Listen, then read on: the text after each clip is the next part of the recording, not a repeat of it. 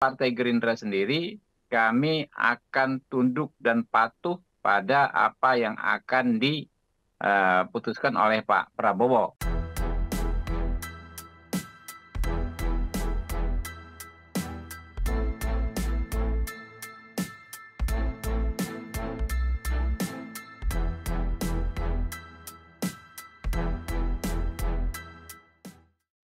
Ya, saya pikir tidak ada hal yang tendensi negatif dari yang disampaikan oleh Pak Erlangga Hartarto. Kami menghormati beliau, ya, dan tentu dari statement tersebut ada konteksnya yang mungkin bisa kita kaji lebih dalam. Konteksnya seperti apa? Yang pasti beliau tidak akan mungkin memaksa, ya, Pak Prabowo misalnya atau teman-teman koalisi yang lain untuk menerima apa yang beliau sampaikan, ya.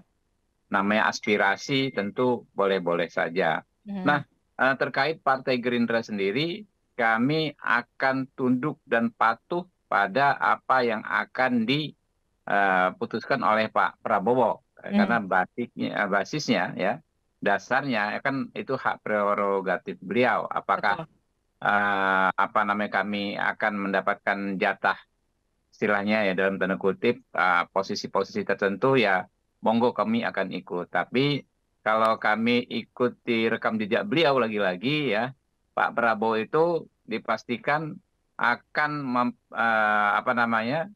akan memperlakukan semua pihak secara adil. Tidak ada anak emas, misalnya Gerindra partai beliau, ya kan, lalu dianak emaskan. Tidak Dapat akan paling ada banyak prinsip, gitu misalkan. iya, tidak akan ada prinsip seperti itu, gitu loh. Jadi saya pikir ya, apalagi PAN, ya, rekan-rekan PAN paham banget, ya, kayak Pak Saleh Daulay ini tahu banget itu ruangan-ruangan di Rumah Kartanegara. Karena apa? Sudah 3 pemilu beliau ngantornya itu di Rumah Kartanegara. Jadi karakter Pak Prabowo pun tentu beliau sudah sangat paham. Nggak akan mungkin Pak Prabowo itu nantinya Gerindra sentris misalnya.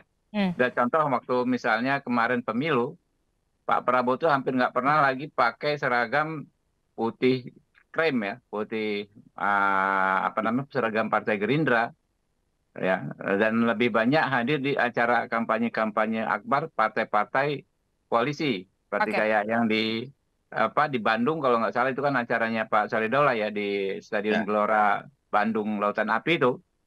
Bahkan hampir nggak ada acara besar di atas 50.000, ya, yang di acara Gerindra, ya, yang dihadiri oleh Pak Prabowo. Pak Prabowo banyak hadir di acara PAN, Partai Demokrat, Partai Golkar, ya, partai-partai yang lainnya yang sebagai inisiator utamanya. Ini bentuk kebersamaan.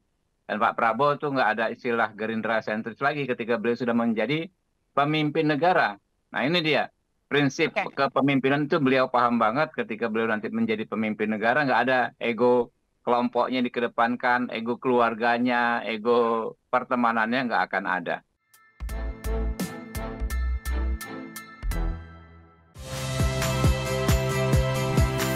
Saya Tifa Solesa. Saksikan program-program Kompas TV melalui siaran digital, pay TV, dan media streaming lainnya. Kompas TV, independen, terpercaya.